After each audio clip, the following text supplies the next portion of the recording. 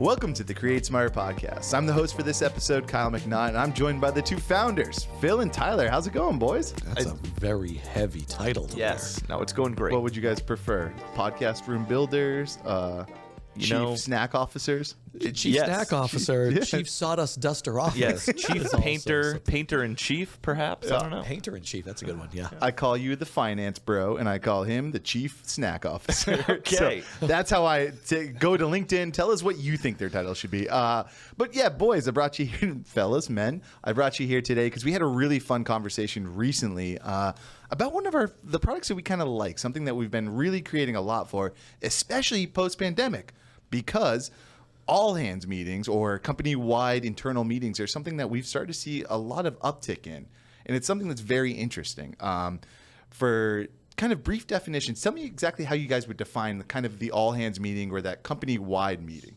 It's exactly that. It's a company-wide meeting. Usually it stems from a larger company that has multiple offices, multiple locations, that isn't really geographically centered. It's all across the globe, right? Or even nationally, right?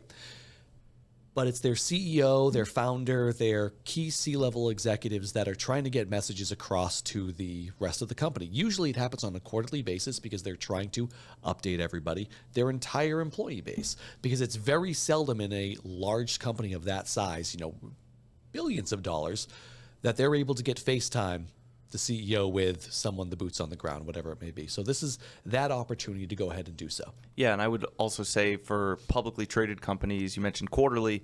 A lot of them happen quarterly right on the heels of calls with investors when, profits numbers come out, earnings numbers come out. And so it's a way to make sure that employees aren't just going online and seeing headlines about their company with no context because the story of the stock market and investor calls aren't necessarily the whole picture, right? So it's a way for the C-level executives to communicate to all of the employees about more of the nuance and more of the details about, hey, the profit is, looks like it looks, but by the way, it's because we're spending a lot on marketing or we're investing a lot in product or we did a lot of hiring. So it's an opportunity to make sure that, especially for larger companies, nothing gets lost and stuff doesn't get misinterpreted from public communications versus internal communications. It's like that old adage of like everyone touching an elephant, but like if you guys aren't seeing the big picture, you're like, oh, I'm touching this. This is what this thing is. It's kind of bringing everyone together, which is vital, especially for companies to be able to hear, if I'm in operations, what sales and marketing is doing, to understand why they're promoting this stuff or why they're talking about this. It's just such an important thing.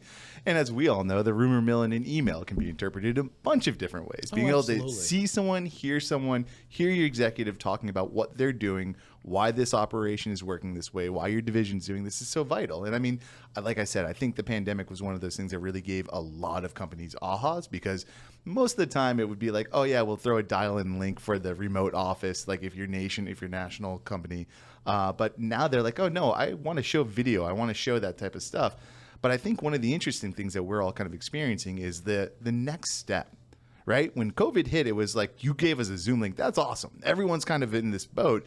But as more people come back to the office, as more of that stuff happens, they've seen the need for a higher production and also dealing with the headaches. I mean, what are you guys hearing when it's out there? What are prospects, what are clients kind of talking about when it comes to all hands, kind of their headaches? Yeah, I mean, first and foremost, just to take a step back, you mentioned a post-COVID thing, and it definitely has. I was say the exact same thing. It's been an uptick post-COVID, but some of the more forward-thinking companies, we've been working with companies on all hands going back well before COVID for some of these companies that, tech companies especially, that kind of got it. And truthfully, it's a lot easier now because a lot of the tools in terms of like Zoom and Teams and these kind of tools are a lot more enabled to distribute out in a way where we don't have to be figuring out security measures as much. And this is getting more technical, but there were a lot of companies who kind of understood this before. But I definitely think that the forcing mechanism of doing these virtual meetings, not just for all hands, but across the board during COVID, definitely pushed it forward a little bit.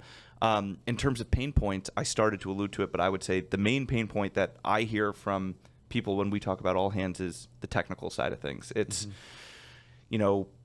if your executives are at home, it's getting them set up correctly to look and sound professional. It's, streaming it out if you need to stream it out. It's doing it as live broadcasts. It's adding in extra elements. It's all of the technical details are usually what are like the main first hurdles that we have to cross. Well, what's really interesting is that all of these companies have IT departments on hand, right? Whether it's Starbucks, who does an internal meeting, or if it's a high-tech company, they all have IT in-house. Right. Very few have AV built in-house and understand IT is forced to carry to that learn mantle, how to do it. right? That's so when we talk about a pain point, usually it's a C-level executive or someone on the development team or something along those lines that says, hey, we need to put on an all hands meeting. IT, you know how to do this, right? Because it has to do with the internet some way, somehow. And IT is then said, not really. Yeah, we Not know exactly. how I to want- do a Zoom meeting or a Teams meeting, but I don't know how to get production is different, the right? content from there to feed into it and then have the people that are on the other end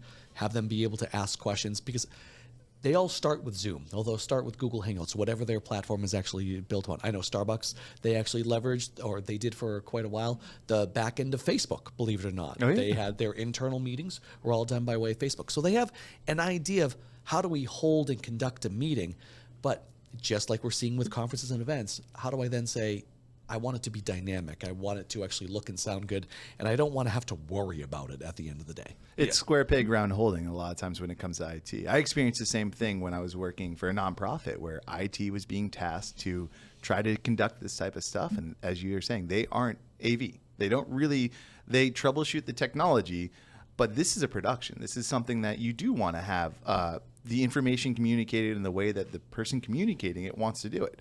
Not every all hands is going to just be a PowerPoint that shows numbers on the slide. Sure, for the CFO that works, but when you have web developers, you have ops, like different tools, different trainings that you're developing, and you want to show your team, check out what we're creating so you can understand what we're putting out to the market. Here's what prospects, here's what our people are going to actually be digesting, what they're going to buy from us. You don't want to just be hey, we can only show this one way. Like, you want your people to be able to present the information the way they want to, so they're not feeling handcuffed when they're talking to your internal team. Yeah, I think you're mentioning, I think some of the next level benefits of doing this in a professional way, and I want to get to some of them. Some of them are sharing new products, what specific teams are working on, all of those things. But you asked about What's our new marketing campaign, right? Right. What What can we expect? There's these big organizations, especially, are siloed. So if you're working in HR, you might not know what marketing's working on. If you're working in sales, you might not know what IT is working on, or engineering, whatever it is. But in terms of pain points, I'd say one of the biggest things that people bring up, and rightfully so, when they're talking about putting their C-level executives in front of the whole company, is they need them to come across professionally. They need them to come across without, oh, can you see my screen? Oh, is my audio feeding back? All of these things that happen. Right. And it's not to say, oh, C-level executives don't know how to use technology. That's not it. These are complicated processes, and these are things that happen in meetings. If you have multiple people signed in, you have multiple people in the same room, some people in person, some people remote. There are technological challenges, and there's a reason that every event you go to has an AV staff, right?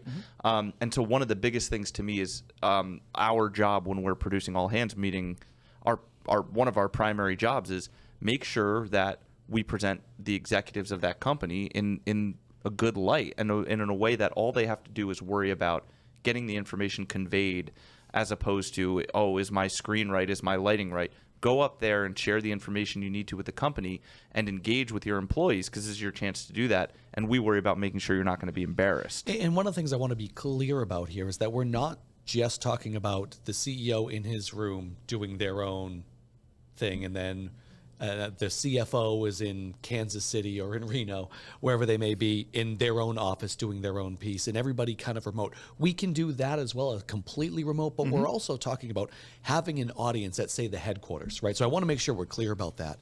Is having an audience, it could be as small as 30 people, it could be as large as 300. We've done all points in between at this point in time.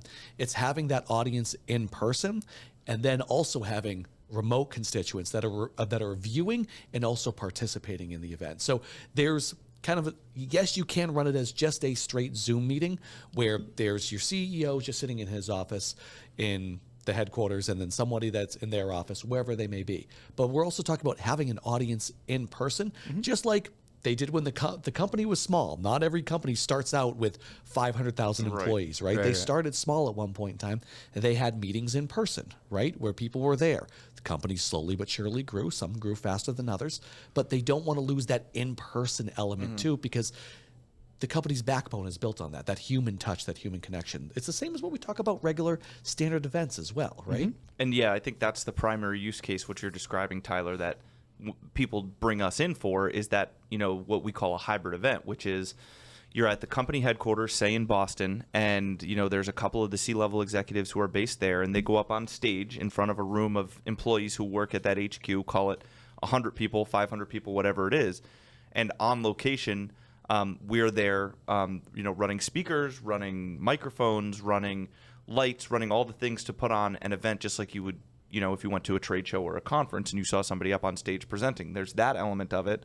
But then also maybe you have a C-level executive who's based out of Tampa, Florida, or out of LA, and they can come in remotely. And we bring them in and integrate that as all kind of part of a clean broadcast-style production so that the people in the room can see the remote guests. Your employees who are located all over the globe can watch this as a switched feed, but also your employees and your presenters who are there in person are presenting as if they were at an event. And it's kind of bringing all those elements together that I think is the secret sauce that really takes these productions to the next level. And I think that's the thing that I love. We talked a little bit about it before we even sat down. The thing that I love about these hybrid events more than anything else is these companies typically are larger in size, right? That will have an event like this, a hybrid event like this. If their office is here in Boston, their headquarters is here in Boston, they have other offices, whether it's up in Bangor, Maine, whether it's down in Tallahassee, Florida, wherever it may be, but they have other offices where people, whether it's part of a warehouse or it's the shipping center or wherever that may be, these are all over the world. So it's not like, okay, there's 400 people that are here in Boston right now and everybody is sitting behind their computer at their house. They're having almost little watch parties. And we've seen this firsthand when we go to some of the other locations where we'll see, maybe not everybody in the building can fit inside this room. They'll simulcast everything on another floor. So that way, at IT, they actually need to stay near their computers so they can go ahead and just walk into another conference room and see it there. Or they'll say, guess what, guys, at lunchtime when they have this event itself, we're going to go ahead and say, get off the warehouse floor and see it in the warehouse as well. So having those watch parties also allows you to build community in other location and hear the message together as opposed to everybody just logging in, which they can still do. Yeah. They can log in on their personal laptop, their personal computer, and watch that there. Deadlines still exist, right? That's always the biggest hurdle a lot of people have is like, I got this deadline. I can't get out of my seat. I got to be at my desk doing this stuff. But if I can have an option to also stream, hear what's going on in the office, I'm not being disconnected because I've got too much work to do. I can still be connected without needing to step out, need to be away from my desk for an hour, need to be doing all the things that a lot of times an all hands pulls from. But I will say to that point, you just brought something up that I think is important.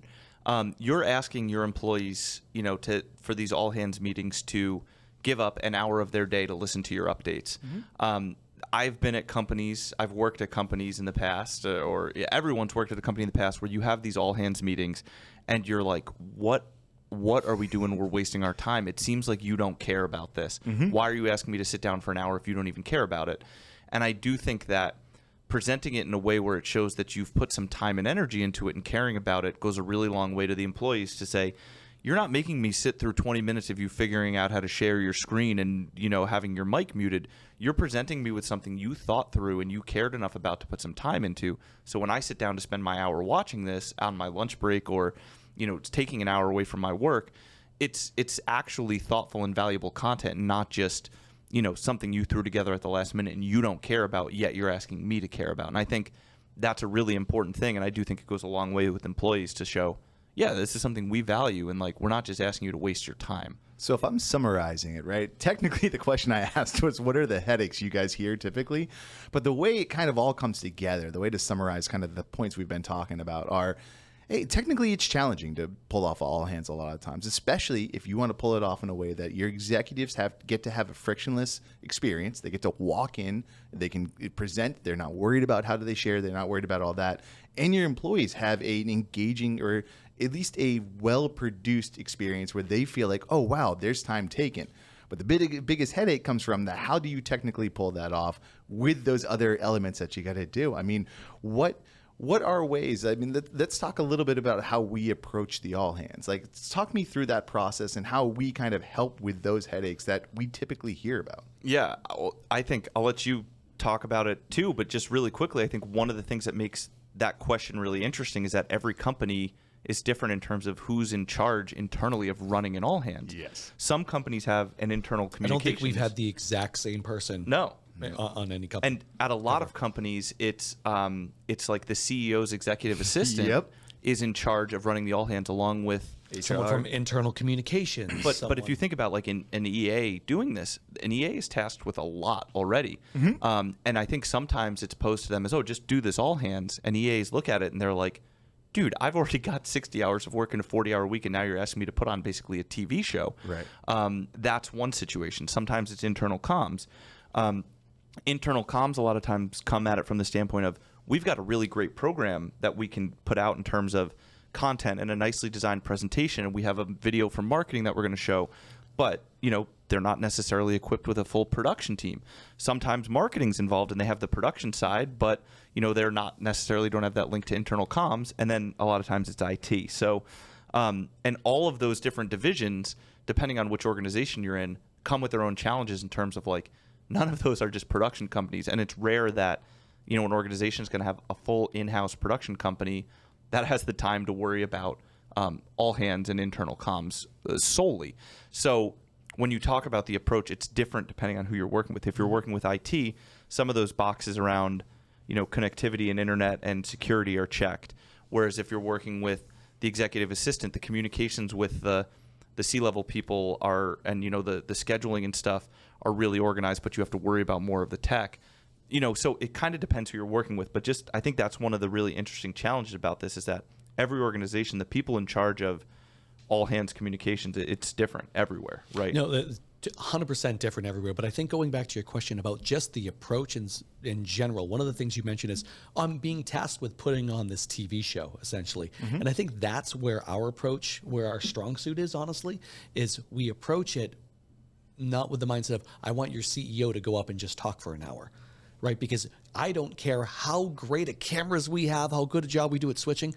One person talking for an hour is going to get a little tiresome. We try to help the folks, whoever it may be, whatever department, whatever person, whatever title they have, with thinking of it more like a TV show, more of a true production where, like you said, Phil, it might be a little panel discussion. It might be the CEO talking for a little bit, then a panel, and then we'll go ahead and get into 2 videos back to back. That might be the latest marketing message or the commercial that they just ran on TV, and then an update, and then it's live Q&A. So it has that television but interactive TV mindset. So I think that's part of our approach as well, in addition to the standard, all right, who are you and what kind of hand-holding do you need to get you to your end result? Our approach is also, well, let's not just think of this as one person needs to speak for an hour. Right. How do we think of it as something that your employees are going to enjoy, that your CEO is actually going to like putting on as well? Yeah, and I think that's a really important part of the process that I think we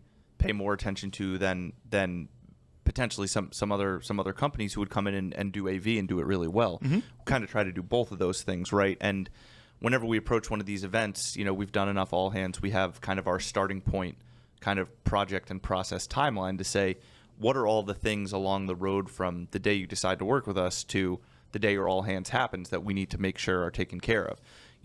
How are your employees going to sign in and watch this? How are we going to make sure that only your employees can sign in and watch this and it's not going to, be publicly accessible? Where in your building are we going to do this? What's the internet connectivity look like? Who are your speakers? What kind of AV needs do you have in the room? What does live audience engagement look like? Do you need to bring people in for live Q&A remotely? What about in the room? What about stage questions? What about Q&A that is, done prior to the event as well? Does your executives, do they need a confidence monitor so that they can read, a script? Do they need to follow along like they would at an event? Do we need staging? Do we need backdrops? It's this whole checklist that we go through. And because we do this for events and for all hands all the time, we're coming at it from a standpoint where it's very methodical and we kind of know what needs to be checked off. Whereas, again, if somebody in your organization just said, hey, Kyle, go figure out an all hands, you're starting from the standpoint of like, I don't know.